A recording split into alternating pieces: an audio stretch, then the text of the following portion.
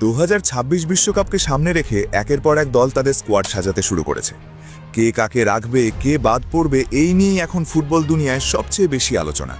Europe হোক বা দক্ষিণ আমেরিকা, সবাই চায় বিশ্বকাপে নামার আগেই নিজেদের সেরা অস্ত্র গুছিয়ে নিতে। আর এই তালিকায় ব্রাজিল কি কম যাবে? একদমই না।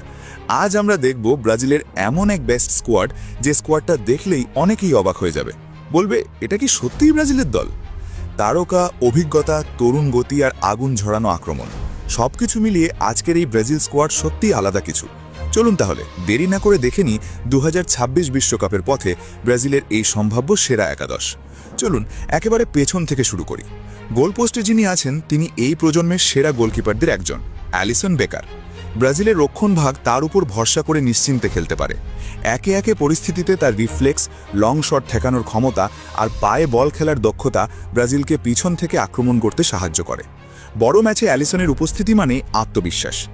রক্ষণভাগে ডান পাশে রয়েছেন এদের মিলিতাও, শক্তি, গতি আর আগ্রাসনের প্রতীক। ডিফেন্সিভ দায়িত্বের পাশাপাশি প্রয়োজনে আক্রমণে উঠে আসতে পারেন তিনি। মাঝখানে আছেন অভিজ্ঞ নেতা মার্কুইনহস। তার পজিশনিং সেন্স আর নেতৃত্ব গুণে পুরো ডিফেন্স লাইন থাকে সংগঠিত। তার পাশে রয়েছেন গ্যাব্রিয়েল মাগালহ্যান্স, যিনি শারীরিক শক্তি আর হেডিং ক্ষমতার জন্য পরিচিত। সেট পিসে তিনি হতে পারেন বড় অস্ত্র। বাঁদিকের ফুলব্যাক হিসেবে আছেন অ্যালেক্সান্দ্রো। অভিজ্ঞ এই ডিফেন্ডার আক্রমণ আর রক্ষণের মাঝে ভারসাম্য রাখেন দারুণভাবে।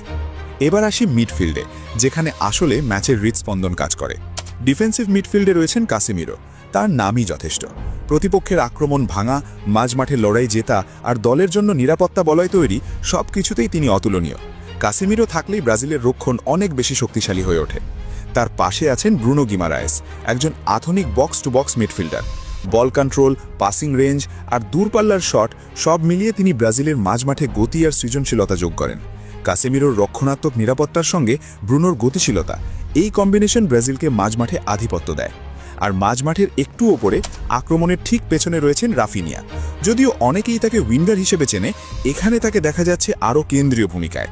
তার ড্রিবলিং, হঠাৎ গতি বাড়ানো আর গোলের দিকে এগিয়ে যাওয়ার মানসিকতা ব্রাজিলের আক্রমণকে করে তোলে আরও বিপজ্জনক। এখন আসি সেই আক্রমণ ভাগে, যেটা দেখলেই যে কোনো ডিফেন্সের বুক কেঁপে ওঠার কথা। বাঁ দিক থেকে শুরু করি। ভিনিসিয়াস জুনিয়র বর্তমান ফুটবলের সবচেয়ে বিস্ফোরক উইঙ্গারদের একজন। তার গতি, এক বনাম এক ড্রিবল আর শেষ মুহূর্তের সিদ্ধান্ত নেওয়ার ক্ষমতা ম্যাচের মোড় ঘুরিয়ে দিতে পারে। প্রতিপক্ষের রাইট ব্যাকের জন্য তিনি নিঃসন্দেহে দুঃস্বপ্ন। ডান পাশে রয়েছেন তরুণ প্রতিভা এস্তেপাও। কম বয়স হলেও তার আত্মবিশ্বাস, টেকনিক আর সাহস চোখে পড়ার মতো। এমন ম্যাচে তার পারফরমেন্স ভবিষ্যতে ব্রাজিল ফুটবলের ইঙ্গিত দিতে পারে। তরুণ শক্তি আর নির্ভীক ফুটবল, এটাই এস্তেপাওর বড় পরিচয়। আর আক্রমণের মাঝখানে দলের মূল আকর্ষণ নেইমার জুনিয়র। শুধু একজন খেলোয়াড় নয়, তিনি ব্রাজিলের সৃজনশীলতার প্রতীক। বল পায় তার জাদু, free kick, penalty, through ball, সব মিলিয়ে নেইমার মানেই বিশেষ কিছু ঘটার সম্ভাবনা। তিনি শুধু গোল করেন না, অন্যদের খেলাও সহজ করে দেন। বড় ম্যাচে নেইমারের অভিজ্ঞতা আর নেতৃত্ব এই দলের জন্য অমূল্য। সব মিলিয়ে এই একাদশটা দেখলে পরিষ্কার বোঝা যায় ব্রাজিল এখানে খেলতে নামছে জয়লাভের লক্ষ্য নিয়েই। অভিজ্ঞতা আর তারুণ্যের দারুণ সমন্বয়, শক্ত ডিফেন্স, নিয়ন্ত্রিত মিডফিল্ড আর আগুন ঝরানো আক্রমণ, সব উপাদানই আছে এই দলে। এই স্কোয়াডটা শুধু নামের জন্য নয়, শক্তির দিক থেকেও ভয়ঙ্কর। ডিফেন্সে দৃঢ়তা, মিডফিল্ডে নিয়ন্ত্রণ আর আক্রমণে একেবারে আগুন। এই স্কোয়াডটা যদি ফিট থাকে, যদি ছন্দে থাকে, তাহলে এটা শুধু ব্রাজিলের বেস্ট স্কোয়াডই না, এটা এমন একটা দল যারা যে কোনো দলকে হারাতে পারে।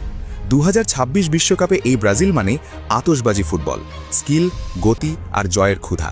এই স্কোয়াড ব্রাজিলের বেস্ট স্কোয়াড মানেই আগুন, আর এই আগুনে পুড়ে যেতে পারে যে কোনো প্রতিপক্ষ। এখন তোমাদের মতামত কি?